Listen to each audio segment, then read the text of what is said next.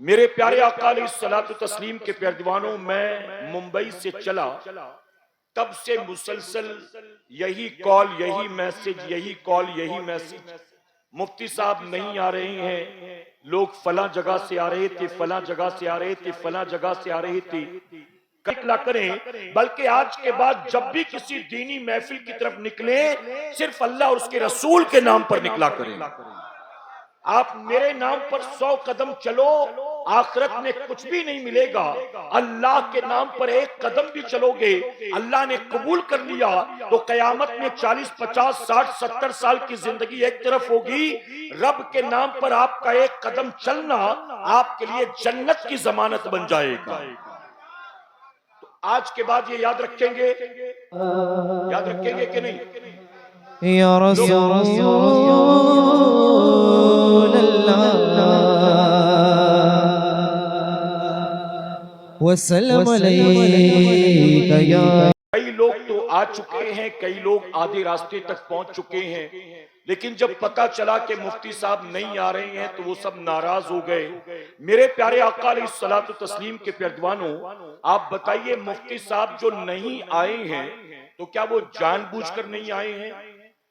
जी, मुफ्ती साहब की कोई मजबूरी तो नहीं थी ना कि तारीख देना ही पड़ेगा, कि कोई मजबूरी नहीं थी कि अगर मैंने मांगा तो तारीख देना ही पड़ेगा, मैं उनको मना नहीं कर सकता। चलो मैं दे देता हूं, बाद में लास्ट मोमेंट पर मना कर दूंगा। मेरे प्यारे आका इस सलातु तस्लीम के प्यारे दीवानों, हरगिज ऐसा कोई मामला नहीं है। आपको ये बताया गया कि मुफ्ती साहब अगर नहीं आ रहे हैं, और वो भी कल रात 1, 1:30, 2 बजे पता चला, यानी लास्ट मोमेंट पर पता चला कि कुछ ऐसे हालात बन गए जिन हालात की वजह से मुफ्ती साहब नहीं निकल सके और नहीं आ सके। और साथ ही मुफ्ती साहब ने यह भी वादा किया, मैं आपको हजरत का मैसेज भी नहीं दिखा सकता, मैं आपको हजरत का वॉइस मैसेज भी नहीं सुना सकता। अलबत्ता मैंने इस इलाके के इमाम साहब को मैसेज सेंड कर दिया और उन्होंने कमेटी के नौजवानों को वो मैसेज सुना भी दिया। मेरे प्यारे आका के प्यारवानों, मुफ्ती साहब ने बाकायदा मेंशन करके ये बात कही कि मैंने पासकुड़ा वालों को बहुत मोहब्बती पाया है, पासकुड़ा वाले उलमा की कद्र करते हैं, मेहमानों से मोहब्बत करते हैं। मैं मजबूरन नहीं आ रहा हूं, लेकिन मैं बहुत जल्द इंशाअल्लाह जब वो चाहें इसी महीने के आखिर में या अगले महीने खुद से तारीख दूंगा। और मुफ्ती साहब ने यह भी साथ वादा किया कि जो अगली तारीख आपके मांगने पर मैं दूंगा, उसमें मैं आपके पैसे से नहीं बल्कि पासकुड़ा में अपने पैसे से आऊंगा। अब इससे ज्यादा और क्या चाहिए आपको, बताइए, इससे ज्यादा और क्या चाहिए आपको? मेरे प्यारे आका के पैरवानों, मैं बड़े बड़े उलमा के साथ सफर करता हूं और आप जानते हैं ये मुफ्ती सलमान साहब हों, सैयद अमीनुल कादरी साहब हो, अल्हम्दुलिल्लाह ये हमारे साथियों में से हैं। अक्सर ऐसा होता है कि कहीं जब ये बड़े बड़े नाम नहीं पहुंच पाते ना, तो आने वाले लोग कमेटी वालों को ताना देते हैं और ये कहते हैं कि तुम झूठ बोल रहे हो, तुमने तारीख ली ही नहीं होगी, तुम्हें तारीख मिली ही नहीं होगी, तुमने सिर्फ चंदा जमा करने के लिए उनका नाम लिया, तुमने सिर्फ भीड़ जमा करने के लिए उनका नाम लिया। मुफ्ती साहब ने मुझे रिटन मैसेज किया, मैंने कहा हजरत इस मैसेज से मैं तो मुतमईन हूं, लेकिन ये मैसेज आपने टाइप किया कि मैंने टाइप किया कि किसी और ने टाइप किया, ये कैसे लोगों को कन्विंस करूंगा? इसलिए मुझे आपका वॉइस मैसेज चाहिए ताकि कमेटी वालों को पता चल जाए और आने वालों को पता चल जाए कि वाकई आपकी तारीख ली गई थी, पोस्टर में आपसे पूछकर नाम डाला गया, आपके नाम पर प्रोग्राम का ऐलान किया गया, लेकिन हालात कुछ ऐसे बने जिसकी वजह से आप नहीं निकल पड़े, तो उसमें क्या कर सकते हैं? मेरे प्यारे आका के पैरवानों, देखिए जो भी होता है आपकी और मेरी मर्जी से नहीं होता, बल्कि सब कुछ मेरे मौला की मर्जी से होता है। मुफ्ती साहब आते ये भी अल्लाह की मर्जी थी, और मुफ्ती साहब नहीं आए तो इसमें भी अल्लाह की कुछ ना कुछ मसलिहत है। करेक्ट है कि नहीं?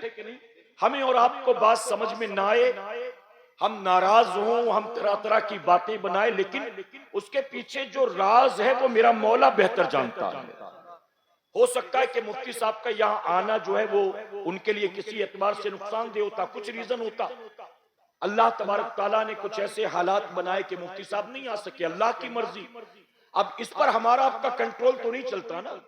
आप मुझसे अगर अगले महीने की तारीख मांगे कि हजरत फला जगह जलसा है, आपकी तारीख दे दें, मैंने आपको 20 दिन के बाद की अपनी तारीख दे दी, आपने मुझसे मांगा, मैंने चेक किया, डेट खाली थी, मैंने दे दिया, लेकिन जो अगले महीने की 20 तारीख मैंने दे दी है, उस 20 तारीख तक दुनिया के हालात क्या होंगे, आपके मेरे हालात क्या होंगे, ये तो ना आज आप जानते हैं ना मैं जानता हूं, ये तो मेरा मौला जानता है ना।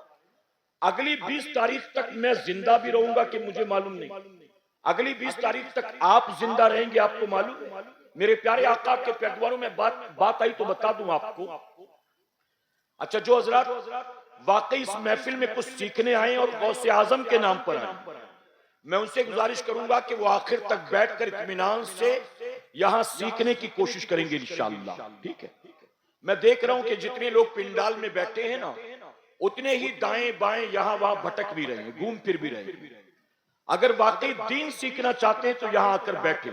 अभी आप सुनेंगे गौसे आजम के बारे में इंशाअल्लाह, लेकिन एक मिसाल दूं मैं आपको। मेरे प्यारे आका के पैगंबरों में पिछले 3 साल से आंध्र प्रदेश के एक इलाके में जाता हूं 12वीं शरीफ के मौके पर। 12वीं शरीफ में एक आदमी वहां पर 12 रोजा मिलादुल नबी की महफिल करता है कई सालों से, तकरीबन 8 साल हो गए। किसी से चंदा नहीं, वो शख्स अकेले, अल्लाह ने इतना नवाजा है उसको, अल्लाह ने इतना दिया है। वो कहता है मैं साल भर कमाता हूं और जब मिलाद का महीना आता है तो जिनके सदके में कमाता हूं उनके नाम पे लुटाता हूं, उनके नाम पर। आज भी ऐसे लोग हैं। और वो 12 रोजा महफिल में हमारी जमात के बड़े बड़े उलमा को दावत देता है।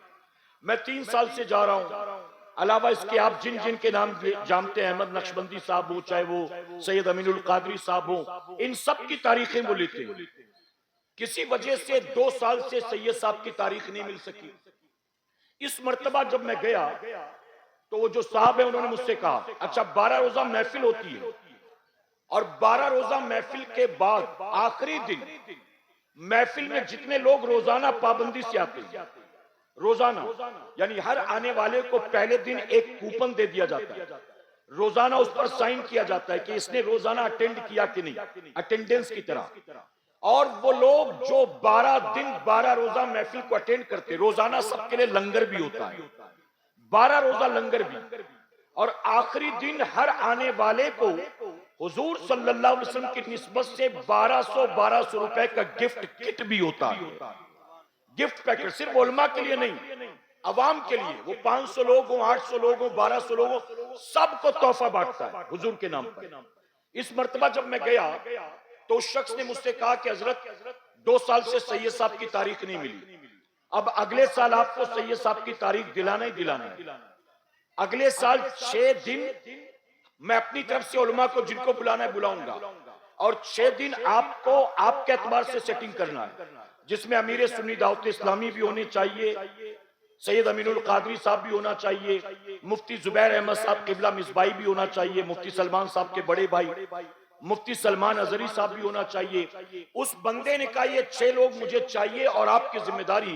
मैंने उनसे कहा कि आप मुझसे 2-3 साल से कह रही हैं, अगले साल इंशाअल्लाह ये पक्का मैं करूंगा, आप परेशान ना हो, अभी से सबकी तारीखें मैं ले लेता हूं, आप बिल्कुल टेंशन ना लें। मैंने उस बंदे से वादा कर लिया, उसके बाद मैं चला गया। मैं तो यहां वहां प्रोग्राम करता रहा, लेकिन चौथे या 5वें दिन रात 2 बजे मुझे उस आदमी की तस्वीर किसी ने भेजा उसी इलाके से, और तस्वीर में वो यूं खड़ा था सलाम करते हुए, मालदार आदमी अपने इलाके का, यूं सलाम करते हुए खड़ा था, और नीचे लिखा था इन्ना लिल्लाहि व इन्ना इलैहि राजिऊन।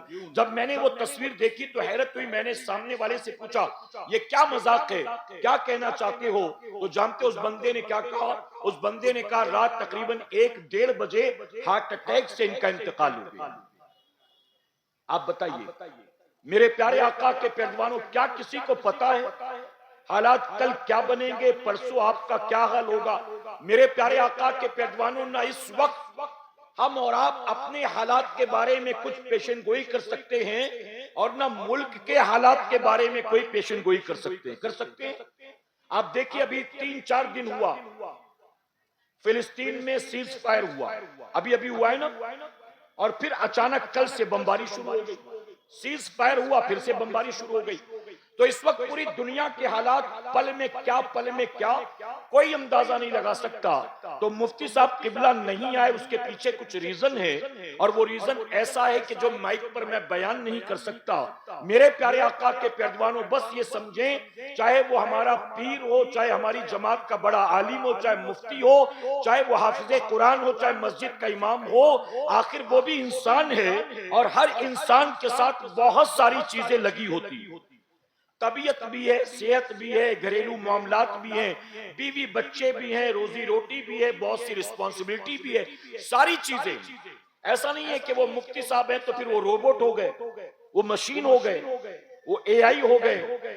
अब उनको न सर में दर्द होगा, न उनको बुखार आएगा, न उनको पेट दर्द होगा, उनको कुछ होगा ही नहीं, कुछ होना ही नहीं चाहिए, कोई नहीं जानता।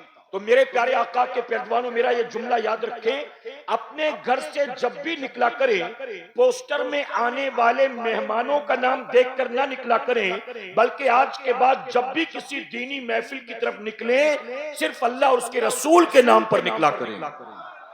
आप मेरे नाम पर 100 कदम चलो, आखिरत में कुछ भी नहीं मिलेगा।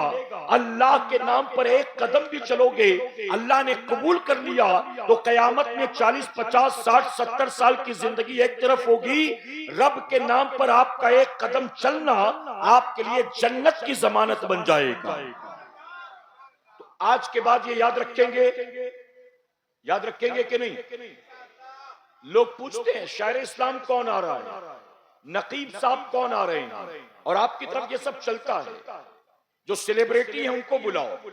अच्छा, एक तल्ख बात कहूं, मेरा ये तजुर्बा है, अभी मैंने देखा, पहले किसी इलाके में जलसे होते थे ना, छोटा मोटा मिलाद का प्रोग्राम हो, बड़े गांव की दस्तारबंदी का जलसा हो, सालाना जलसा हो, उसका प्रोग्राम हो, तो पहले होता यह था कि जब भी कोई ऐसा प्रोग्राम गांव में होता तो कमेटी वाले मस्जिद के इमाम से मशवरा करते थे कि हजरत किसको बुलाना इस साल आप बताइए, और फिर इमाम साहब गांव के हालात के एतबार से सजेस्ट करते थे कि फला आदमी को बुलाया जाए।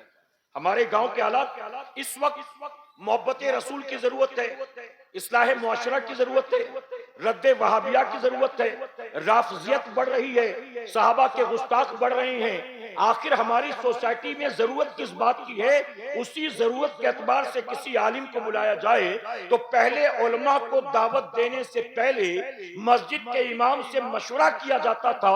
अब इमाम साहब से मशवरा नहीं होता, अब कमेटी के लौंडे यूट्यूब पे ढूंढते हैं कि किसको बुलाना चाहिए। बताइए, है कि नहीं? अब कमेटी के लड़के यूट्यूब पे देखते हैं कि किसको बुलाना चाहिए। और कभी कभी बुरा मत मानिएगा, हमने देखा वक्त नहीं होता, प्रोग्राम में वक्त की किल्लत होती है, मेहमान ज्यादा होते हैं। अच्छा, मेहमान ज्यादा क्यों? हमने कहा यार आपने चार नातवा बुला लिए, खामखा में बजट अपसेट किया, आपने इतना बुला लिया क्यों? तो कहते नहीं, वो दरअसल एक आदमी ने जिद करके एक फला को बुलाया है, और उस आदमी ने कहा हजरत के आने जाने का पूरा खर्चा मैं दूंगा, लेकिन उनको तो बुलाना ही पड़ेगा। तो आपके यहाँ तो ये भी चलता है कि एक फला को फला स्पॉन्सर कर रहा है, फला को फला स्पॉन्सर कर रहा है।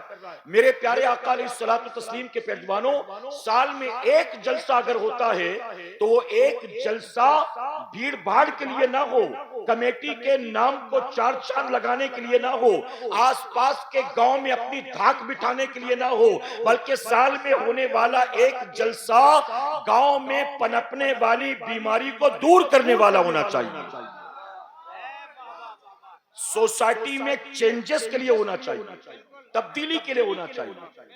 आप जानते, मैं एक सवाल पूछता हूं आपसे, मेरी बात समझ में आ रही ना? अच्छा, कुछ लोगों के लिए मैं बिल्कुल नया हूं।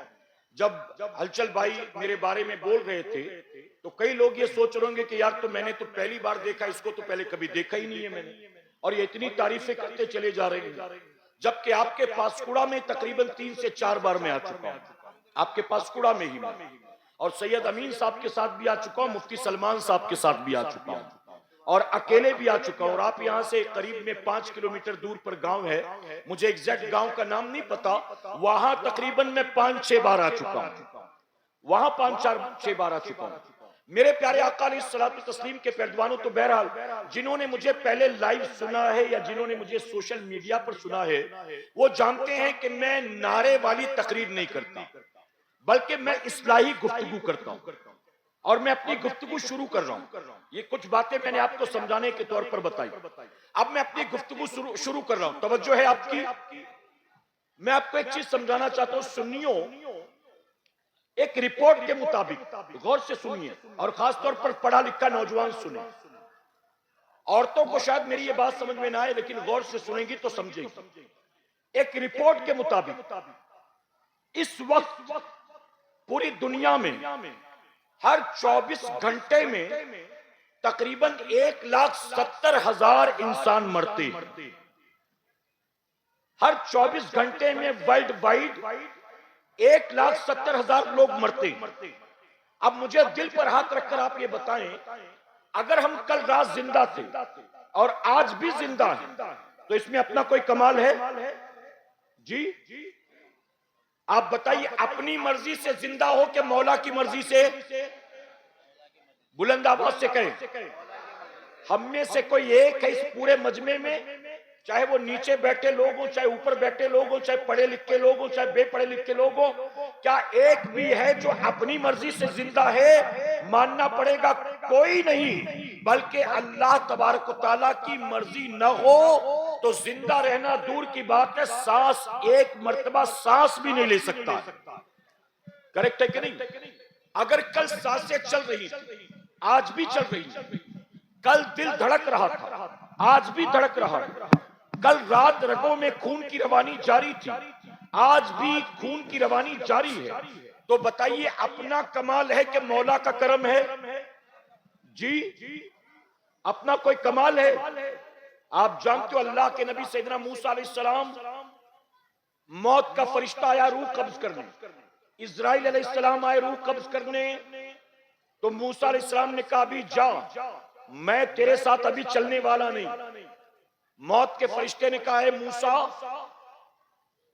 मैं अल्लाह के हुक्म का पाबंद हूं, अल्लाह ने मुझे भेजा है आपकी रूह कब्ज करने, मैं मुकर्ररा वक्त पर आपकी रूह को कब्ज करके रहूंगा।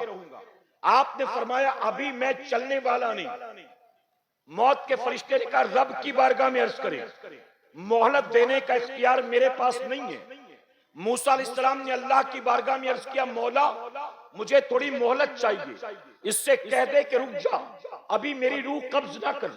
अल्लाह ने फरमाया मूसा क्या चाहते हो? अर्ज करते हैं मौला अपने घर जाना चाहता हूँ, बीवी बच्चों से आखिरी बार मुलाकात करना चाहता हूँ। अल्लाह फरमाता इजराइल रुक जा, अभी मूसा की रूह कब्ज न करना, मूसा को घर जाने दे, मेरे अगले हुक्म का इंतजार कर। अब मूसा अलैहिस्सलाम अपने घर जाते हैं, अपनी बीवी से मुलाकात करते हैं, अपने एक एक करके बेटों से मुलाकात करते हैं। आपके घर में एक छोटा सा दूध पीता बच्चा भी आपका था, आपने जब उस बच्चे को देखा तो आपकी आंख भर आई, आपने छोटे से बेटे को गोद में उठाया, अपने सीने से लगाया, उसके चेहरे को चूमा, आंखों से आंसू जारी हो गए। अल्लाह फरमाता है मूसा मौत के डर से रोता है। आपने फरमाया मौला ये कैसे हो सकता? अर्ज किया मौला ये कैसे हो सकता है? अल्लाह फरमाता है मूसा औलाद की जुदाई में रोता है। आप अर्ज करते नहीं नहीं मौला औलाद की जुदाई में भी नहीं रोता। अल्लाह फरमाता है दुनिया छूटने वाली है इस वजह से रोता है। अर्ज करते नहीं मौला इस बात की वजह से भी नहीं रोता। रब ने फरमाया फिर मूसा रोता क्यों है? मूसा अलैहिस्सलाम अर्ज करते हैं मौला मेरे तमाम बेटे बड़े हो चुके हैं, अक्ल और शऊर वाले हो चुके हैं, समझ बूझ वाले हो चुके हैं, मेरी जुदाई को ये बर्दाश्त कर लेंगे, कुछ दिन तक तड़पेंगे, कुछ दिन तक रोएंगे, इसके बाद दुनिया में उलझ कर रह जाएंगे, मेरे बगैर मेरे सारे बेटे तो जी लेंगे, लेकिन मेरा ये दूध पीता बच्चा मेरे बाद इसका क्या बनेगा? इसकी परवरिश कौन करेगा? इसकी देख रेख कौन करेगा? जानते हो रब ने क्या फरमाया? रब ने फरमाया कि मूसा अपने घर के बाहर जा, घर के दरवाजे के करीब एक पत्थर है, उस पत्थर पर अपनी लाठी को मार। मूसा अलैहिस्सलाम घर के बाहर तशरीफ लाते हैं, दरवाजे के करीब एक बड़ा सा पत्थर था, अल्लाह के नबी ने उस पर अपनी असा को मारा, आपने लाठी को मारा तो पत्थर के दो टुकड़े हो गए, उसके अंदर एक और पत्थर था, अल्लाह ने फरमाया मूसा इस पर भी अपने लाठी को मार, आपने उस पर भी लाठी को मारा, उस पत्थर के भी दो टुकड़े हो गए, उसके अंदर तीसरा पत्थर था। अल्लाह ने फरमाया मूसा इस पर भी लाठी को मार। आपने तीसरे पत्थर पर भी लाठी को मारा, उस तीसरे पत्थर के भी दो टुकड़े हो गए। अब मूसा अलैहिस्सलाम ने अंदर देखा, एक छोटा सा कीड़ा था, कीड़े के मुंह में एक दाना था और वो दाना रख कर मुंह में अल्लाह का जिक्र कर रहा था, सुभान अल्लाह की तस्बीह पढ़ रहा था। अल्लाह ने फरमाया मूसा तूने देखा पत्थर के अंदर पत्थर था, उसके अंदर एक और पत्थर था, उस पत्थर के अंदर ये कीड़ा था। ये कीड़ा जो इन पत्थरों के अंदर मौजूद है, ऐ मूसा बता इस पत्थर के अंदर मौजूद कीड़े को उसके हिस्से की रोजी कौन देता है? मूसा अलैहिस्सलाम अर्ज करते हैं ऐ मेरे परवरदिगार तेरे सिवा कौन दे सकता है? पत्थरों के अंदर जो ये कीड़ा था, इस कीड़े को पालने वाला तू है, माँ के शिकम में बच्चे को रिस्क देने वाला तू है, समंदर की मछलियों को खिलाने वाला तू है, बिलों में रहने वाली चींटियों को खिलाने वाला तू है, हवा में उड़ने वाले परिंदों को पालने वाला तू है। अल्लाह फरमाता मूसा तीन पत्थरों के अंदर एक छोटा सा कीड़ा, जब तेरा रब उस छोटे से कीड़े को फरामोश नहीं करता तो क्या तेरे बाद अल्लाह तेरी औलाद को फरामोश कर देगा? ऐ मूसा याद रखना तेरी औलाद को पालने वाला तू नहीं है, तुझे भी मैं ही पालता हूं और तेरी औलाद को भी मैं ही पालता हूं। मैंने तुझे सिर्फ जरिया बनाया है मूसा, रज़ाक तू नहीं, रज़ाक मैं हूं। तुझे भी रोजी मैं देता हूं, उसे भी रोजी मैं देता हूं। मेरे प्यारे आका अलैहिस्सलातु तस्लीम के पैरजवानों, पता चला ये दिल जब तक रब चाहेगा तभी तक धड़केगा, ये सांसें जब तक रब चाहेगा तभी तक चलेंगी। रात हर सोने वाले को सुबह उठने की मोहलत नहीं मिलती। सुन्नियों, अगर रात सोने के बाद सुबह उठने की मोहलत मिल जाए तो अपने रब का शुक्र अदा करो, रब की नाफरमानी से बचो, अपने आप को गुनाहों से बचाओ। मेरे प्यारे आका के पैरजवानों, ये जो जलसा है इस वक्त हुजूर गौसे आजम के नाम पर बरकत वाली रात में जो महफिल मुनक्किद की गई, मैं अपनी आंखों से देख रहा हूं कि सैकड़ों की तादाद में यहां मर्द औरत मौजूद। मैं उलमा की मौजूदगी में एक अहम बात अर्ज करना चाहता हूं आपकी तरबियत के तौर पर। आप जानते हैं हमारे उलमा ने इन महफिलों की जो बुनियाद रखी, इन महफिलों की बुनियाद रखने की असल वजह क्या थी? तवज्जो है ना आपकी? आज आस्ताने नूर कमेटी की जानिब से यह महफिल मुनक्किद की गई, लेकिन यह कोई पहली महफिल तो नहीं है। जो सबसे पहली महफिल सजी थी, उस पहली महफिल को उलमाए अहले सुन्नत ने जो मुनक्किद किया था, उसके पीछे वजह क्या थी, रीजन क्या था? मेरे प्यारे आका के पैरजवानों, हमारे उलमा जानते थे हर मुसलमान मदरसे में आकर 8-10 साल तक दीन नहीं सीख सकता। हर मुसलमान मकतब में आकर, जामिया में आकर किताबों का मुताला करके दीन नहीं सीख सकता। हर मुसलमान रोजाना उलमा की सोहबत में 1.5, 2, 3 घंटे बैठकर दीन नहीं सीख सकता। तो इनको एजुकेट करने के लिए क्या किया जाए? इन पर माँ बाप की जिम्मेदारी, इन पर बीवी बच्चों की जिम्मेदारी, इन पर रोजाना कमाने की जिम्मेदारी। ये मदरसे में आएंगे, मकतब में आएंगे तो कमाएंगे कब? माँ बाप को खिलाएंगे कैसे? बीवी बच्चों को पालेंगे कैसे? लेकिन इन्हें दीन से गाफिल भी तो नहीं रहने देना। तो इनकी तरबियत कैसे की जाए, इनको दीन कैसे सिखाया जाए? बस इसी मकसद के तहत हमारे बुजुर्गों ने ऐसी महफिलों का इनकाद किया। कभी 11वीं शरीफ के बहाने महफिल सजाई गई, कभी 12वीं शरीफ के नाम पर महफिल को सजाया गया, कभी छठी शरीफ के नाम पर महफिल को सजाया गया, कभी उससे पाक के नाम पर महफिल को सजाया गया, कभी शबे मिराज के नाम पर महफिल को सजाया गया, कभी शबे बरात के नाम पर महफिल को सजाया गया, कभी जिक्र शोदाए करबला के नाम पर महफिल को सजाया गया। हमारे उलमा ने यह फैसला किया, अगर ये उलमा के पास नहीं आ सकते, ये मकतब मदरसे में नहीं आ सकते, हम खुद निकल कर इनके पास जाएंगे, इनको चौक चौराहों पर जमा करेंगे, इनको गली मोहल्लों में जमा करेंगे, इनको खेत खलियानों में जमा करेंगे। हम साल भर मुख्तलिफ मौकों पर इन्हें जमा करेंगे और इन तक दीन की बातें पहुंचाने की कोशिश करेंगे, इनकी दीनी तरबियत करने की कोशिश करेंगे। असल इन महफिलों का मकसद मकसद यही था कि मुसलमान को दीन से करीब किया जाए, रब रसूल का फरमान उन्हें बताया जाए, उन्हें नमाज का, गुस्ल का, वजू का तरीका सिखाया जाए मेरे प्यारे आका के पैगंबरों। लेकिन बहुत माजरत के साथ ये कहना पड़ता है, आज जब बागडोर हमारे हाथ तक पहुंची, हमने क्या किया? बुजुर्गों ने महफिलों का इनकाद किया था, मकसद क्या था? लेकिन आज हमने इसको महज रस्मो रिवाज बनाकर रख दिया, हमने सिर्फ मेला बनाकर रख दिया, हमने भीड़ भाड़ का जरिया बनाकर रख दिया।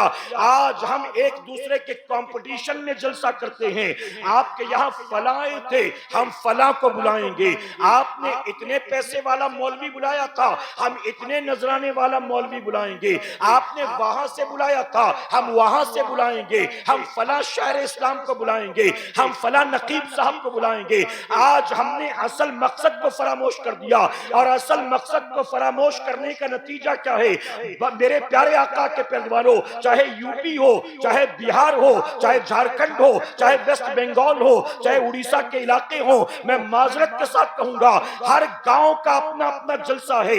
हर गांव में कई सालों से जलसा हो रहा है, लेकिन इन जलसों में जहां 30 साल से, 40 साल से, 50 साल से जलसे हो रहे हैं, इन जलसों के हालात देखो तो माजरत के साथ कहना पड़ता है, 30 साल से जिस गांव में जलसा हो रहा है, उस गांव के जलसे में आने वालों को जलसे में आने के आदाब तक नहीं मालूम। नारे तकबीर, नारे रिसालत, नारे रिसालत, मसलक आला हजरत। इन महफिलों में कैसे आए, कौम को अब तक यही नहीं बताया गया। लोग नंगे सर आकर बैठे होते हैं। लोग बैठे हैं हुजूर के मिलाद की महफिल में, और मुंह में मावा भरा हुआ है, गुटखा भरा हुआ है, जर्दा भरा हुआ है।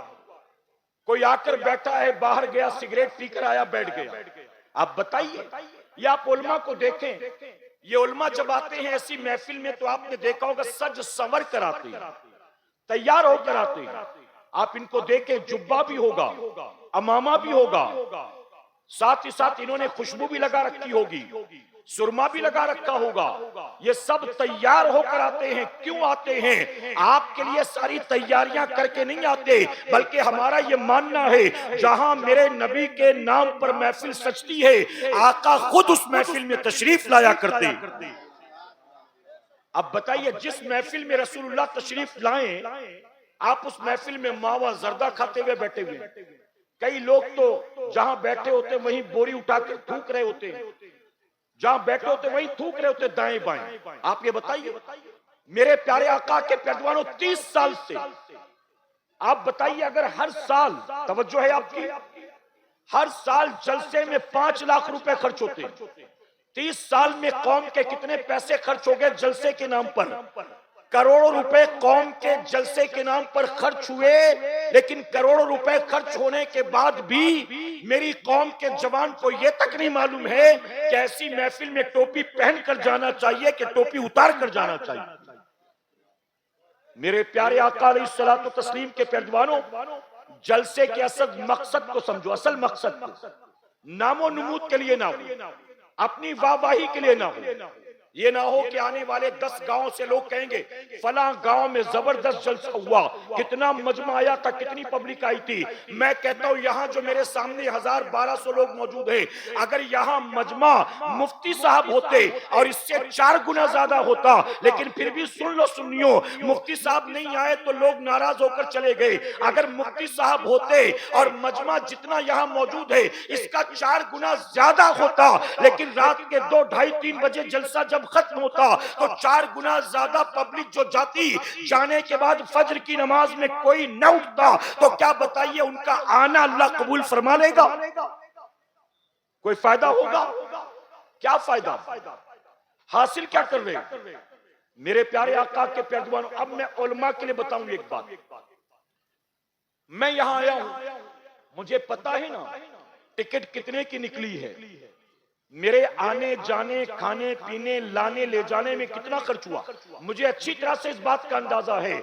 आज के इस जलसे में अगर मुझ पर कौम के 30,000 रुपए खर्च हुए हैं, तवज्जो से सुनना सुनियो, मैं अपना घर छोड़कर मुंबई से आपके पासकुड़ा में दावत खाने नहीं आया हूं, आपकी चाय पीने नहीं आया हूं, आपका चेहरा देखने नहीं आया हूं, मैं किसी पिकनिक पर नहीं आया हूं, मैं रिश्तेदारी निभाने नहीं आया हूं, रब रसूल का पैगाम सुनाने के लिए आया हूं। अगर इस जलसे में मुझे बुलाने के लिए कौम के 30,000 रुपए मुझ पर खर्च किए गए हैं और मैं यहां आने के बाद अगर कौम को कुछ नहीं देता हूं, तो याद रखना मुसलमानों, ये जो कौम का 30,000 रुपया मेरी जात पर खर्च हुआ, कयामत में अल्लाह की बारगाह में मुझे इसका हिसाब देना पड़ेगा। इसलिए मैं मुंह देखकर तकरीर नहीं करता।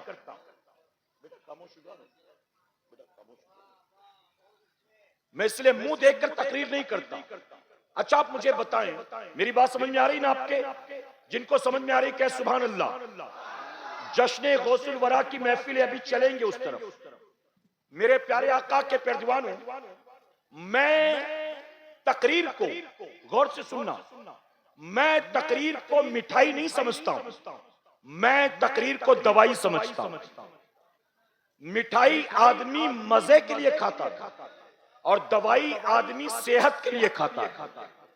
मैं तकरीर को मिठाई नहीं समझता, दवाई समझता हूं। आप कहेंगे दवाई, हमें दवाई की क्या जरूरत है? मैं अपने सामने मौजूद मजमे को अपना फैन नहीं समझता, अपने सामने मौजूद मजमे को अपना फॉलोअर सब्सक्राइबर नहीं समझता, मैं अपने सामने मौजूद मजमे को मरीज समझता हूं और मैं मरीज के मर्ज के एतबार से उसको दवाई देता हूं। आप कहेंगे हमें किस बात का मर्ज है, हम तो हट्टे कट्टे, हमें तो कोई तकलीफ नहीं। मैं कहता हूं मैं सेहत की बात नहीं करता। क्या बताइए, झूठ बोलना ये बीमारी नहीं है? आज हमारी सोसाइटी में ये बीमारी आम है कि नहीं है? एक दूसरे की गीबत और चुगली करना, क्या ये बीमारी नहीं है? एक एक करके 5 वक्त की नमाजें कज़ा करना, क्या ये बीमारी नहीं है? शराब पीना, क्या ये बीमारी नहीं है? झूठी कसम खाना, क्या ये बीमारी नहीं है? साल भर कुरान को हाथ तक न लगाना, क्या ये बीमारी नहीं है? हफ्ते में एक बार जुमा की 2 रकात जिस इमाम के पीछे पढ़ते हो, पूरे हफ्ते भर उसी इमाम को गालियां देते हो, क्या ये बीमारी नहीं है? ऐ मुसलमानों, दूसरे की बहू को देखकर, दूसरे की बेटी को देखकर बदनिगाही करना, सीटियां बजाना, तालियां बजाना, क्या ये बीमारी नहीं है? रात भर मोबाइल लेकर पबजी खेलना, रात भर यूट्यूब पर हीरोइनों की गंदी वीडियो तलाश करना, क्या ये बीमारी नहीं है? आईपीएल जब देखने के लिए बैठो, असर मगरिब इशा कज़ा कर दो, क्या ये बीमारी नहीं है? आप बताइए कौन कौन सी बीमारी में बताऊं? जिना करना भी बीमारी है जो मुआशरे में आम है, सूद का धंधा करना भी बीमारी है, जुआ खेलना भी बीमारी है, माँ बाप को गाली देना भी बीमारी है, इसी तरह किसी की जमीन खाकर बैठ जाना, किसी के पेड़ पर कब्जा कर लेना, किसी की दुकान पर कब्जा कर लेना, क्या ये बीमारी नहीं है? आज बताइए कितनी बीमारी हमारे मुआशरे में फैली है। अगर औरतों की बात करूं, आज कौन सी बीवी है जो शौहर का हक अदा करती है? आज कौन सी माँ है जो औलाद को सही तरबियत देती है? आज कितनी औरतें हैं इस पिंडाल में जो इस वक्त गौसे आजम के नाम पर आई हैं? कितने % इनमें से जो औरतें हैं 5 वक्त नमाज की पाबंदी करती हैं? कितनी शर्म हया की पैकर है, कितनी पर्दे की पाबंद है? क्या ये एक दूसरे की गिबत नहीं करती, चुगली नहीं करती, अपने शौहर से जबान दराजी नहीं करती, अपनी सास से झगड़े नहीं करती, देवरानी जेठानी के झगड़े नहीं होते? मैं कौन कौन सी बीमारी बताऊं? इसलिए मैं तकरीर को मिठाई नहीं समझता। मिठाई आदमी अपनी चॉइस से खरीदता है, कल ये लिया था चलो आज ये ले ले, बीवी ने कहा था आज ये ले आना। ये मिठाई आदमी अपनी मर्जी से खरीदता है, लेकिन दवाई मर्जी से नहीं दी जाती, दवाई मरीज के मर्ज को देखकर दिया जाता है। और आज हमारे यहां बीमारी की कोई कमी नहीं। आपने चटनी कभी ना कभी खाई होगी, चटनी खाया है कभी? रोटी भी खाया होगा। इस तरफ रोटी कम खाते हैं, लेकिन कभी तो खाया होगा आपने। आप मुझे बताएं दिल पर हाथ रखकर, चटनी में मजा ज्यादा आता है कि रोटी में मजा आता है? लज्जत चटनी में है कि रोटी में? जी, एक तो इतना दूर बैठे ना, मुझे सुनाई नहीं दे रहा है। बीच में जो ये खला खाली है ना, दरमियान में जो जगह खाली है ना, अगर जो यहां वहां खड़े उसको भर लेंगे तो थोड़ा बेहतर होगा। चटनी में मजा होता है कि रोटी में? चटनी में। सेहत के लिए चटनी अच्छी है कि रोटी अच्छी है? मजा चटनी में है, लेकिन चटनी सेहत के लिए अच्छी चीज नहीं है। अगर आदमी, आप बताइए, चटनी मजेदार है, रोटी छोड़कर रोजाना एक प्याला चटनी खाना शुरू कर दे, खाएगा कोई? अगर लज्जत के चक्कर में तुमने रोटी छोड़कर चटनी खानी शुरू कर दी तो 6-8 महीने के बाद चटनी तुमको खाना शुरू कर देगी। करेक्ट है कि नहीं है?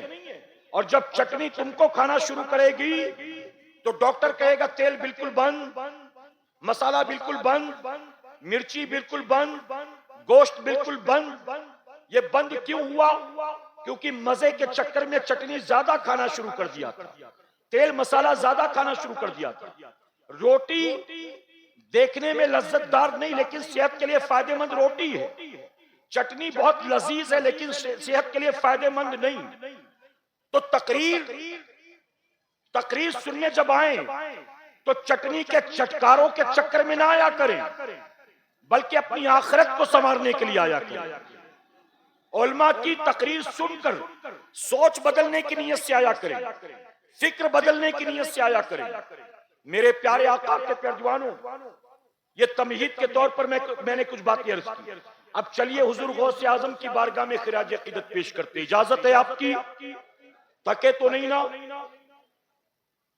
अभी 1 घंटा नहीं हुआ, इजाजत है आपकी? मेरे प्यारे आका के प्यारे दीवानों, अब असल तकरीर, मेरी तकरीर के 2 पहलू हैं, एक मुकम्मल हुआ, अब दूसरे की तरफ चलता हूं। गौर से सुनना, बहुत कुछ लेकर जाओगे इंशाअल्लाह अगर आज सुनोगे गौर से। यहां जितने मौजूद हैं, ये उलमा, ये आम अवाम, हर कोई जानता है गौसे आजम वो हैं जो मां की कोख से वली बनकर पैदा हुए। कहे सुभान अल्लाह। नहीं सुनाई दिया मुझे? फिर से बोले आप। विलायत के कई दर्जे, विलायत की कई कैटेगरीज है, कई दर्जात हैं। उनमें सबसे बड़ा दर्जा यही है कि बंदा मां की कोख से वली बनकर पैदा हुआ। गौसे आजम मां की कोख से वली बनकर पैदा हुआ, और वो भी कैसे वली? सारे वलियों में तन्हा गौस पाक वो हैं जो मां की कोख से 18 पारों के हाफिज बनकर पैदा हुए। सुना है कि नहीं आपने? 18 पारों के हाफिज। गौसे आजम के वालिद जनाबे अबू सालेह फरमाते हैं, मेरे घर बेटे की विलादत से पहले रसूलुल्लाह मेरे ख्वाब में आए और मेरे नबी ने मुझे खुशखबरी दी, ए अबू सालेह, ए मेरे बेटे, अनकरीब तेरे घर में एक बच्चा पैदा होगा। अल्लाह तेरे बेटे को वलियों में वही मकाम देगा जो मकाम अल्लाह ने मुझे नबियों में अता फरमाया। तेरा वो बेटा मेरा भी महबूब है, अल्लाह का भी महबूब है। आप सोचें, इसीलिए हम सुन्नियों का ये मानना है मेरे नबी इमामुल अंबिया हैं और गौसे आजम इमामुल औलिया हैं। मेरे नबी सारे नबियों के सरदार और गौसे आजम सारे वलियों के सरदार। कहें सुभान अल्लाह। अच्छा, 18 पारे याद करके आए। कितने पारे बच गए बाकी? जी 18 माँ की कोख से याद करके आए, बाकी बचे 12। 12 का क्या हुआ? सीरत की किताब में आता, जो बाकी 12 बचे थे वो भी आपकी वालिदा सैयदा फातिमा ने आपको याद कराया है। यानी बेटे को पूरा हाफिज कुरान किसने बनाया? माँ ने बनाया। किसने बनाया? माँ ने। क्यों बनाया माँ ने? क्योंकि माँ दीनदार थी, दीनदार। मेरे प्यारे आका के पैरवानों, आपने गौसे आजम के वालिद का सेब वाला वाकया सुना है कि नहीं सुना? मुझे नहीं पता आपके गांव में कभी बयान हुआ कि नहीं। शहरों में बयान होता रहता है। सेब वाला वाकया सुना है आपने? आप चले जा रहे थे, नहर में सेब बह रहा था, भूख लगी थी या रोजे से थे, उठाया खा लिया। फिर एहसास हुआ कि सेब के मालिक से मैंने इजाजत नहीं ली थी। गए मुआफी मांगने, तो सेब के मालिक ने कहा बहुत बड़ी गलती हो गई, अब तुम्हें कफारे के तौर पर मेरे बाग में नौकरी करनी पड़ेगी। सुना है आपने ये? गौसे आजम नौकरी करने लगे। क्या करते थे? आप झाड़ू लगाकर सूखे पत्ते उठाते थे, तैयार फलों को तोड़कर बाजार में बेच कर आते थे, रात भर जागकर बाग का पहरा देते थे।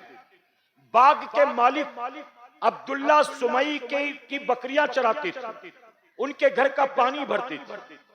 8 साल या 10 साल पूरे हो गए। आपने अब्दुल्ला सुमई से कहा, अब वो जो मैंने सेब खाया था माफ हो गया? तो उन्होंने कहा नहीं, अभी एक काम और करना पड़ेगा। कहा क्या काम है? कहा मेरी एक बेटी है, तुम्हें उससे निकाह करना पड़ेगा। ये भी सुना है आपने? मैं पूरा वाकया तफसील से बयान नहीं करता, जो असल मोती आपको देना चाहता हूं गौर से सुनिएगा, और मेरी बहनें भी सुने, गौर से सुनिएगा। अब्दुल्ला सुमई ने कहा मेरी एक बेटी है, उससे निकाह करोगे तो माफ कर दूंगा। कहा मुझे मंजूर है। कहा जल्दबाजी मत कर, पहले सुन तो सही। मेरी बेटी अंधी है, मेरी बेटी गूंगी है, मेरी बेटी बहरी है, कई ऐब गिना दिए। जनाबे अबू सालेह ने कहा मंजूर। ऐसी माजूर लड़की, ऐसी अपाहिज लड़की, अगर इससे निकाह करके जिंदगी भर खिदमत करके ये सेब खाने की गलती माफ हो सकती है, तो मैं उसको माफ कराने के लिए ये सब भी करने को तैयार हूं। कम से कम ये सेब की गलती दुनिया में माफ हो जाए, आखिरत की पकड़ से बच जाऊंगा। सोचिए कैसे लोग होते थे। कहा मुझे मंजूर। निकाह हो गया। कमरे में गए, रात बीवी के कमरे में दाखिल हुए तो सलाम किया। सलाम किया तो बीवी ने जवाब दिया। जवाब सुना तो कान खड़े हो गए। ससुर साहब ने तो कहा था बहरी है, फिर सुन कैसे लिया? ससुर साहब ने कहा था गूंगी है, फिर जवाब कैसे दे दिया? और करीब गए तो देखा हुस्न की पैकर दुल्हन के जोड़े में बैठी है। खुश नहीं हुए, घबरा गए कि बीवी के बारे में जो कुछ बताया गया था इसके अंदर तो वो कोई बात नजर नहीं आती। फौरन निकलकर बाहर आ गए। उसके बाद का पूरा वाकया आपने सुना होगा। ऐ मुसलमानों, क्या आप जानते हो असल जो इसमें मैसेज है वो क्या है? जरा सोचिए तो सही। अब्दुल्ला सुमई के बाग में अबू सालेह नौकरी कर रहे हैं, 8 साल या 10 साल नौकरी कर रहे हैं। उसी बाग में एक कोने में अब्दुल्ला सुमई का मकान भी मौजूद है, और मकान के अंदर उनकी बेटी सैयदा फातिमा उम्मुल खैर भी रहती हैं। बेटी कमरे में मौजूद है, नौजवान अबू सालेह बाग में मौजूद हैं, लेकिन बेटी ने कभी 10 साल में झांक कर लड़के की तरफ नहीं देखा। अबू सालेह ने घर में झांक कर कभी अब्दुल्ला सुमई की बेटी की तरफ नहीं देखा। ये बुढ़ा घर में अकेला रहता है, ये इसके बीवी बच्चे भी हैं, चलो घर में जरा झांक कर देख लो। 8 साल या 10 साल उसी बाग में रहे, लेकिन घर में कभी ताक झांक नहीं की। और घर में जो अब्दुल्ला सुमई की बेटी थी सैयदा फातिमा, उन्हें पता था एक नौजवान सैयद ज़ादा यहाँ बाग में नौकरी करता है, उन्होंने कभी बाग में झांक कर उसको नहीं देखा। ऐ मुसलमानों, जब बाप अबू सालेह की तरह तकवा तहारत का पहाड़ होता है, खौफे खुदा में लरजने वाला होता है, और माँ सैयदा फातिमा की तरह शर्म हया की पैकर होती है, अल्लाह रसूल की फरमाबरदार होती है, तो ऐसे ही माँ बाप के मिलने पर अल्लाह गौसे आजम जैसी औलाद अता फरमाता। और जब बाप गालियां देने वाला हो, आईपीएल देखने वाला हो, झूठ बोलकर 4 पैसे कमाने वाला हो, और माँ सीरियल देखने वाली, बिग बॉस देखने वाली, रज जगह में नाचने वाली, बेपर्दा शादी में, मंगनी में, निकाह में आने जाने वाली हो, ऐसे माँ बाप के मिलने पर न गाजी पैदा होते हैं, न नमाजी पैदा होते हैं, या तो यूट्यूबर पैदा होते हैं, या तो टिकटॉकर पैदा होते हैं, या तो पबजी चैंपियन पैदा होते हैं, या तो जंगली रमी खेलने वाले पैदा होते हैं, या तो माँ को गाली देने वाले पैदा होते हैं, या तो बाप को झिड़की देने वाले पैदा होते हैं। इसीलिए सूफिया ने बड़ी प्यारी बात कही, गौर से सुनना सुन्नियों। सूफिया फरमाते हैं बाप दीनदार होता है तो दीन घर की दहलीज तक पहुंचता है, मां दीनदार होती है तो दीन आने वाली नस्लों तक मुंतकिल हो जाता है। गौसे आजम 18 पारों के हाफिज बनकर पैदा हुए। बाप का कमाल था कि मां का कमाल किसका था जी? 7 साल की उम्र में गौसे आजम हाफिज कुरान बन गए। बाप का कमाल था कि मां का? आप बताइए। अरे कैसी माएं थी वो, अपने बेटों को कुरान हिफ्ज कराती थी। और आज की माएं, बेटा दस्तरखान पर खाना खाने बैठे, ये भी नहीं पूछती कि हाथ धोया है कि नहीं धोया है। खाने से बच्चा खाना शुरू कर दे, माँ ये भी नहीं कहती कि बिस्मिल्लाह पढ़ा कि नहीं पढ़ा। बिस्मिल्लाह पढ़, खाने के बाद पीने के बाद अल्हम्दुलिल्लाह कहा कि नहीं कहा। क्या माएं ये तरबियत देती हैं औलाद को? याद रखना सुन्नियों, जब तक माएं सैयदा फातिमा उम्मुल खैर की तरह थी जो कुरान पढ़कर सोती थी, तो किसी माँ की कोख से अब्दुल कादिर जिलानी जैसा बेटा 18 पारों का हाफिज बनकर पैदा होता था, और किसी नेक माँ की कोख से ख्वाजा बख्तियार काकी जैसा बेटा 14 पारों का हाफिज बनकर पैदा होता था। जब माएं वजू करके बेटों को दूध पिलाती थी, तो माओ की पाकीज़ा कोख से सुल्तानुल हिंद ताए रसूल गरीब नवाज जैसे बेटे पैदा होते थे। जब माएं वजू करके अपने बेटों को दूध पिलाती थी, तो बेटे शेरे मैसूर टीपू सुल्तान बना करते थे। और जब माएं आटा गूंथते गूंथते सीरियल देखेंगी, फिल्में देखेंगी, दाल चावल चुनते चुनते टीवी सीरियल देखेंगी, बिना दुपट्टे के दिन भर घर में घूमेंगे फिरेंगी, झाड़ू लगाएंगे बिना दुपट्टे के, जमीन पोछेंगे बिना दुपट्टे के, आटा गूंदेगी बिना दुपट्टे के, सालन पकाएंगी बिना दुपट्टे के, तो क्या बताइए ऐसी माओं की कोख से कोई नेक बेटा पैदा होगा? इसीलिए आज हमारे यहाँ चर्सी बहुत बढ़ रही है, शराबी बढ़ रही है, बेहया बढ़ रही है, बेगैरत बढ़ रही है। आज सोसाइटी में जितनी बुराइयां बढ़ रही हैं, इन तमाम बुराइयों के पीछे औलाद ही कसूरवार नहीं है, बल्कि माँ बाप का भी 100% हाथ। एक माँ आकर मुझसे कहती, हजरत, ये मैं आपके पास कूड़ा में पहले भी कह चुका हूं, आज भी सुन ले। एक माँ आकर कहती, हजरत दुआ करिए, मेरा बेटा गलत दोस्तों की सोहबत में नशा करने लग गया। मैंने कहा क्या उम्र है बेटे की? कहती है 22-23 साल का।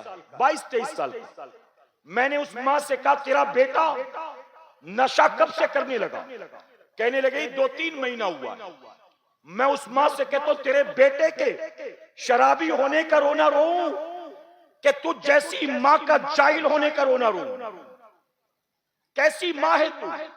9 महीने तूने उसी को अपने शिकम में रखा, अपनी जान दांव पर लगाकर तूने उसको जन्म दिया, अपने रगों का खून दूध में मुंतकिल करके 2 साल तक सीने से लपटा कर तूने उसको दूध पिलाया, तूने उसके राल नाक थूक को साफ किया, तूने उसके पेशाब पैखाने उल्टी को साफ किया, तूने उसकी उंगली पकड़कर चलना सिखाया, लुकमा बनाकर खाना सिखाया, तोतली जबान को बोलना सिखाया। कैसी माँ है? अरे 20-22 साल बेटा तेरे साथ था और 22-23 साल के बेटे को तू नमाजी नहीं बना सकी, और 2-3 महीने में शराबियों ने उसको शराबी बना दिया। सारा कसूर तेरी औलाद का है, तेरा कोई कसूर नहीं। इसीलिए मेरे नबी ने 1450 साल पहले फरमाया, तो गौर से सुनिएगा।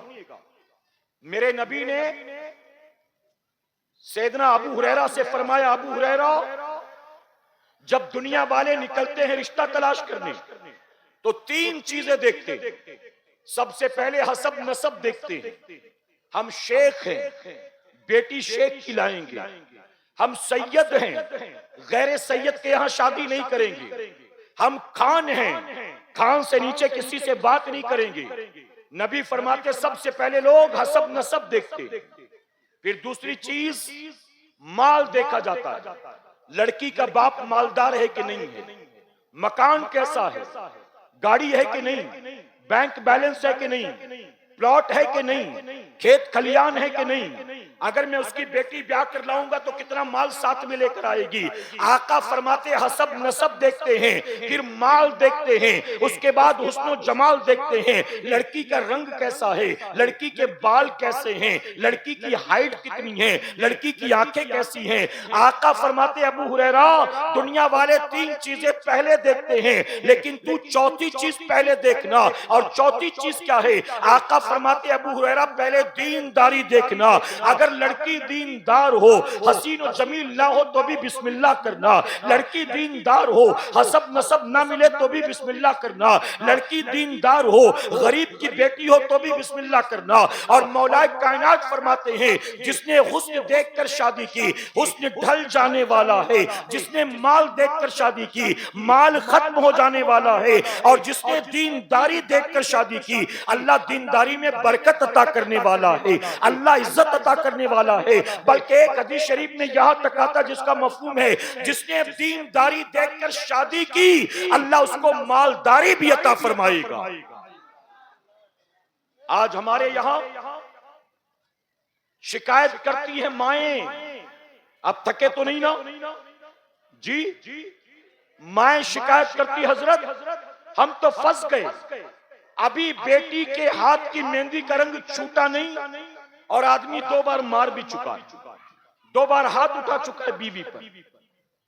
अभी मेरी बेटी 1-1.5 महीने हुए शादी हुए और सास ताना देने लग गई, ससुर धमकी देने लग गया, शौहर हाथ उठाने लग गया।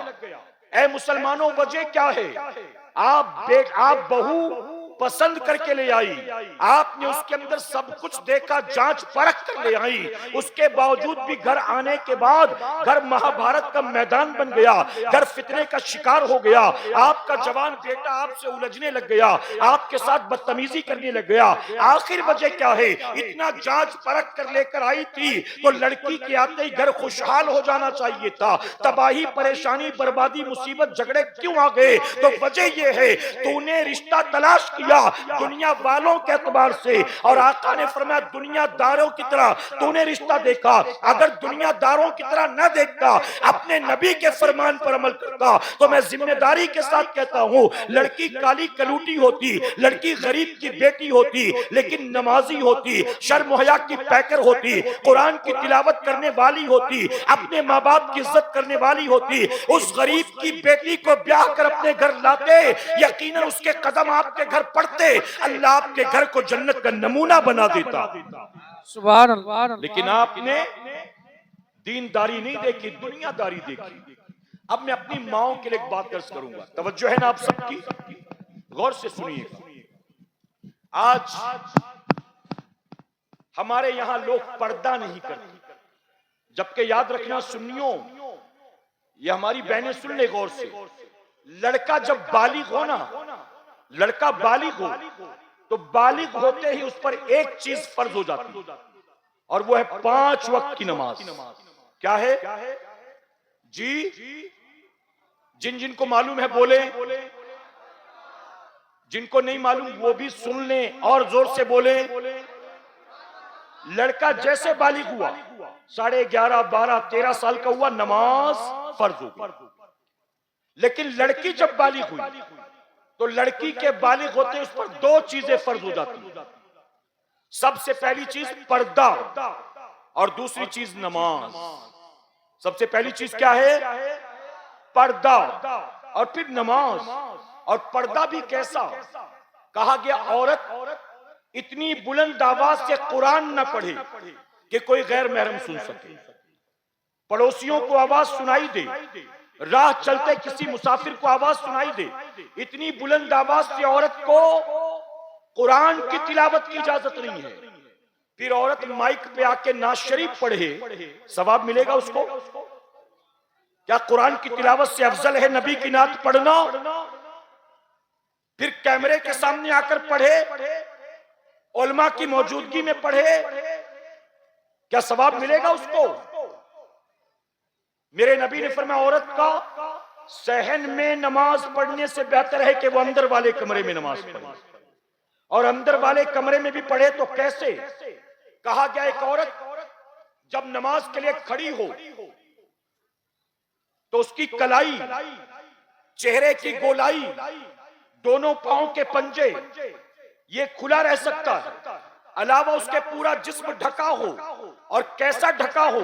कहा गया सर पर दुपट्टा ऐसे लपेटे कि बाहर चोटी न लटक रही हो, 2-4 बाल पेशानी पर न लटक रहे हों, बल्कि उसने पूरे बाल लपेट लिए, लेकिन दुपट्टा पतला था और पतले दुपट्टे से बालों की रंगत दिखाई दे रही थी कि इसके सर के बाल काले हैं या इसके सर के बाल सफेद हैं या इसने बालों में मेहंदी लगा रखा है। तो अगर बाल की रंगत दिखाई दे, चोटी और बाल नहीं, अगर नमाज में खड़ी हो बंदी रब के हुजूर और दुपट्टा लपेटने के बाद भी उसके बाल की रंगत जाहिर होती हो, तो कहा गया नमाज नहीं होगी। इस नमाज का दोहराना वाजिबुल लियादा है। आप सोचे बंदी रब के हुजूर खड़ी है मुसल्ले पर, फिर भी इतना पर्दा है, जब उस पर्दे की हालत में सर के बाल का रंग दिखाई ना दे वरना नमाज नहीं होगी, तो क्या इस औरत को बाल खोलकर जगह में नाचने की इजाजत होगी? 10 मुहर्रम को यही औरत बाल खोल के ताजिया देखने जाए, इसको सवाब मिलेगा। यही औरत उंगली पकड़ के स्कूल में जाए टीचर से मीटिंग करने के लिए, बच्चे की उंगली पकड़ के स्कूल में टीचर से मीटिंग करे, क्या शरीयत ने इसकी इजाजत दी है? मेरे प्यारे आका के प्यारे दीवानों, आज 2-2.5 मीटर का दुपट्टा हमारी कौम की बच्चियों से उठाया नहीं जाता। दुपट्टा कब ओढ़ती है? जब अजान शुरू हुई तो दुपट्टा ओढ़ा, अलावा उसके दिन भर बिना दुपट्टे के। झाड़ू लगाना है तो पहले दुपट्टा हटाओ, जमीन पोंछना है तो पहले दुपट्टा हटाओ, आटा गूंदना है तो पहले दुपट्टा हटाओ, बर्तन धोने हैं तो पहले दुपट्टा हटाओ। याद रखना, ये मुसलमान औरतें जीते जी 2-2.5 मीटर का 100-150 ग्राम का दुपट्टा अपने सर पर रखने को तैयार नहीं है। 2-2.5 मीटर का कॉटन का दुपट्टा इनको पहाड़ मालूम देता है। आज तुम दुपट्टा नहीं ओढ़ती हो, लेकिन मरने के बाद जब तुम्हें 22 गज के कपड़े के लट्ठे में लपेटा जाएगा और लपेट कर कब्र में डाला जाएगा, 2 मीटर का दुपट्टे का बोझ नहीं उठा पाती, 22 गज के लट्ठे का बोझ कैसे कब्र में उठाएगी? सूफिया फरमाते एक औरत जो बेपर्दा घूमती है ना, ये मुंह खोलकर ये शादी में जा रही आ रही है बिना नकाब बिना दुपट्टे के, ये तो अब मेरी मजबूरी है। ये औरतें बैठी हुई हैं, चेहरे खुले हुए हैं, गौर से देखूं तो न जाने कितनों के सर भी खुले होंगे, मैं उस तरफ नजर ही नहीं करता, वरना अल्हम्दुलिल्लाह तहदीस से नेमत के तौर पर बताऊं, ये तो मजबूरी है कि आपके इन इलाकों में आते आते आते आते मैं भी यूज्ड टू हो गया और मैं ये सब इग्नोर करने लग गया। वरना पहले कहीं ऐसी महफिल में जाना होता, मैं इंतजामिया से कहता पहले यहाँ पूरा पर्दा लगाओ फिर मैं तकरीर शुरू करूं। मैं तकरीर ही नहीं करता। फिर मेरी कौम ने क्या किया जानते हो? मेरी कौम ने पर्दा लगाने से आसान था कि यार इनको बुलाया ही मत, इनको मत बुलाओ चलेगा, पर्दा नहीं लगाएंगे, यानी बेहयाई करेंगे, बेगैरती करेंगे, जो इस्लाह करेगा उसको नहीं बुलाएंगे। ये मेरी कौम की पोजीशन। मेरे प्यारे आका अलैहिस्सलातु तस्लीम के प्यारे दीवानों, सूफिया फरमाते हैं एक औरत जो बिन दुपट्टे के जिंदगी भर घूमती फिरती है, लोगों से मुस्कुरा मुस्कुरा कर मिलती है, अपना चेहरा लोगों को दिखाती है, नीम उरिया लिबास पहनती है, तंग कपड़े पहनती है, पहनकर भी जिस्म के आज़ा जाहिर होते हैं। सूफिया फरमाते जब वो मर जाती है और मरते वक्त उसको कफन में लपेटा जाता है तो आपस में फरिश्ते आपस में देखकर मुस्कुराते हैं और एक दूसरे से कहते ये देखो जो जिंदगी भर बेपर्दा घूमती रही, अब लोग इसको पर्दे में कब्र में उतार रहे हैं। जिंदगी भर तो जीते जी कभी पर्दा ना किया, अब इसको पर्दे में लपेट रहे हैं। जानते फरिश्ते क्या कहते हैं? फरिश्ते कहते हैं जमीन वालों, अरे 22 गज का लट्ठा नहीं, अगर पूरी जमीन के कपड़े में लपेट दो तो भी तुम इस बेहया को जहन्नम से नहीं बचा सकती।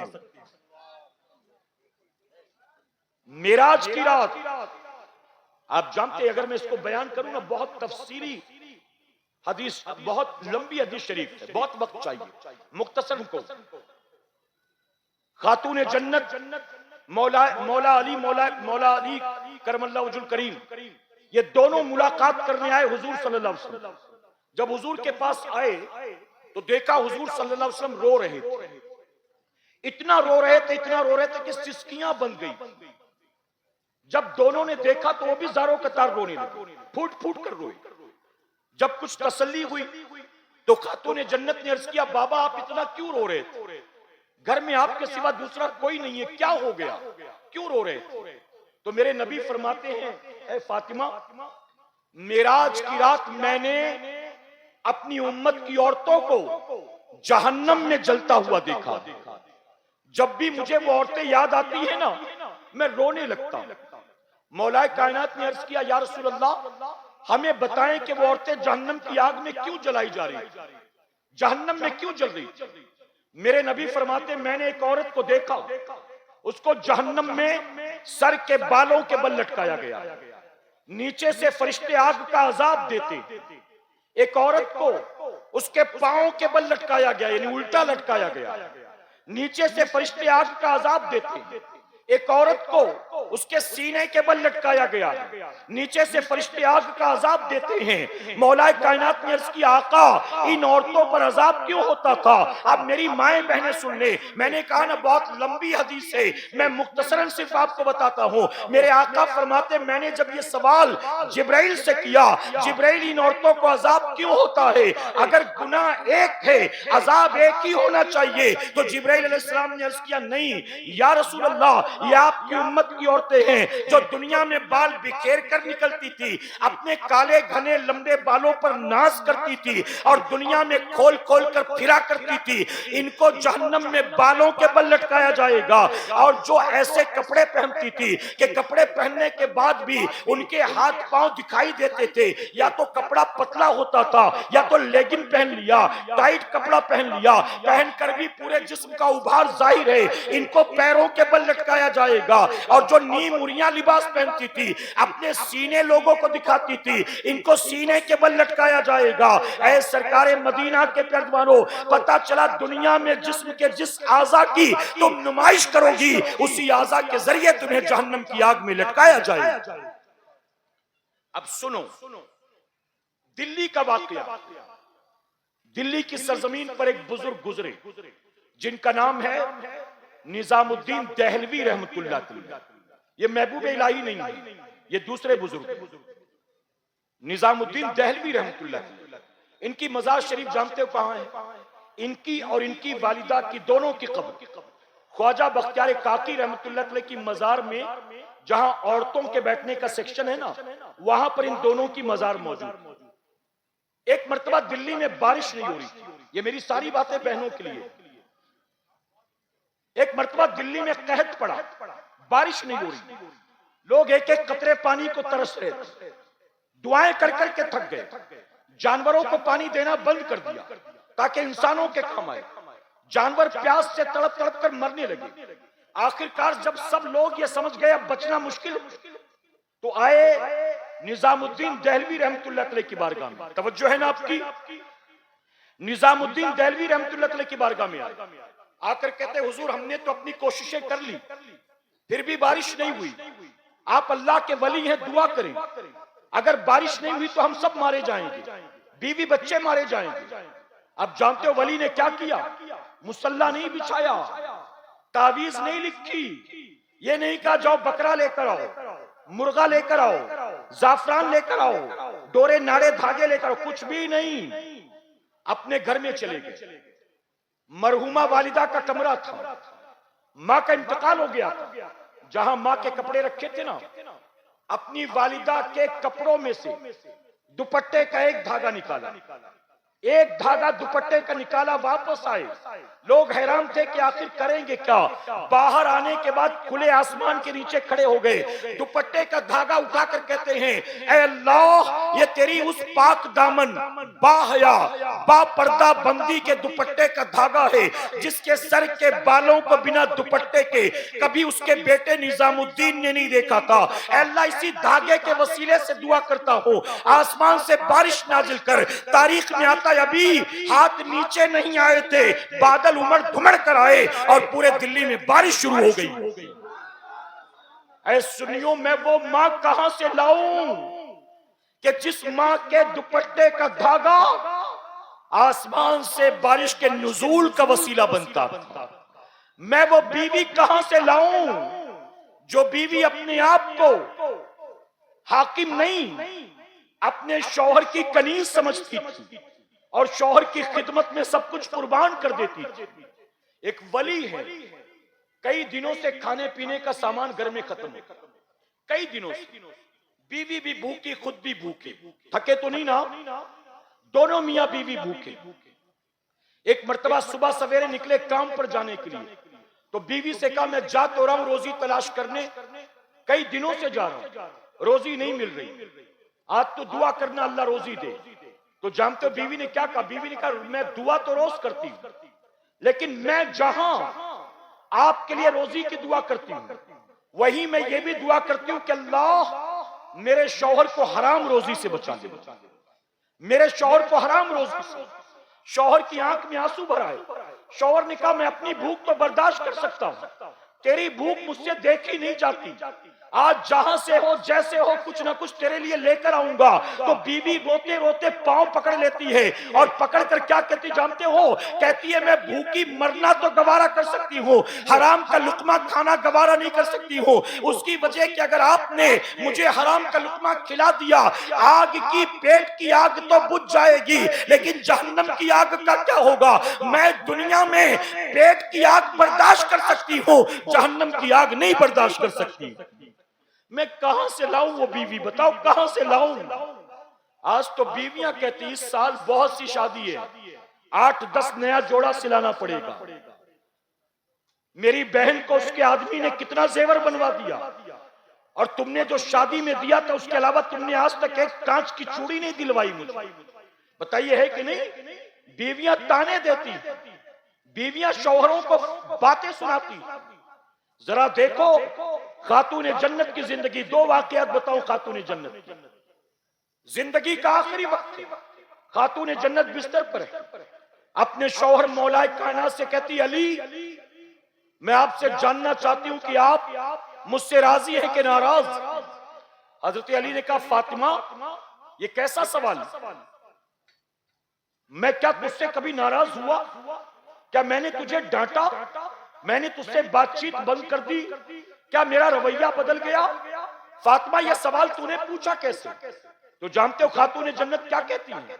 कहती नहीं नहीं अली, आपने डांटा नहीं, आपने बातचीत बंद नहीं की, आपका रवैया भी नहीं बदला, फिर भी मैं जानना चाहती हूं आप मुझसे राजी हैं कि नाराज हैं? हजरत अली ने कहा फातिमा तू ये क्यों पूछती है, इसके पूछने की वजह क्या है? तो जानते हो खातून जन्नत, जन्नती औरतों की सरदार, वो कहती है मेरे बाबा ने आखिरी वक्त में मुझसे कहा था ऐ फातिमा जब तुम मुझसे आकर मिलना तो इस हाल में मिलना कि तेरा शौहर अली तुझसे राजी होना चाहिए। अल्लाह अकबर। ऐ सरकारे मदीना के परवानों, जिनको अल्लाह के हबीब ने दुनिया में जीते जी सिर्फ जन्नत का मुजदा नहीं जन्नती औरतों की सरदारी अता कर दी, वो भी फिक्र करे मेरा शौहर राजी है कि नाराज है। और हमारे घर की औरतों को फिक्र है अब्बा राजी है कि नहीं, अम्मा राजी है कि नहीं, शौहर राजी है कि नहीं।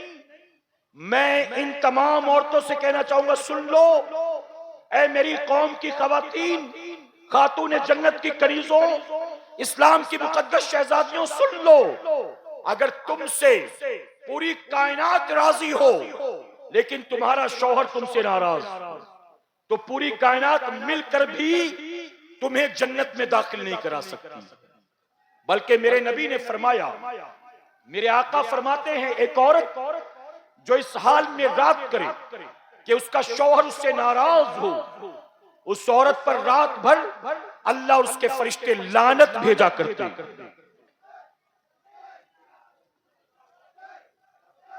दुरूद शरीफ पढ़ने की मर्तबा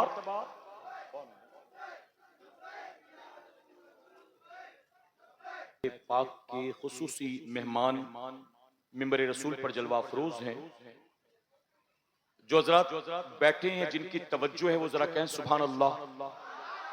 अच्छा हजरत तशरीफ लाए, मैं अपनी बात मुकम्मल करता हूं, मुझे बस 5-7 मिनट का वक्त दें अगर इजाजत है आपकी जी, ताकि मैं अपनी गुफ्तगू समेट सकूं। मेरे प्यारे आका के प्यारे दीवानों, देखिए एक मेहमान जो आने वाले थे वो नहीं आए, तो उनके ना आने पर बहुत से लोग नाराज हुए, लेकिन इतने बड़े बड़े मेहमान और हमारी जमात के उलमा इकराम आए हैं, क्या इनके आने पर आपको कोई खुशी नहीं हुई? जी, जिनको हुई जरा कहे अल्हम्दुलिल्लाह।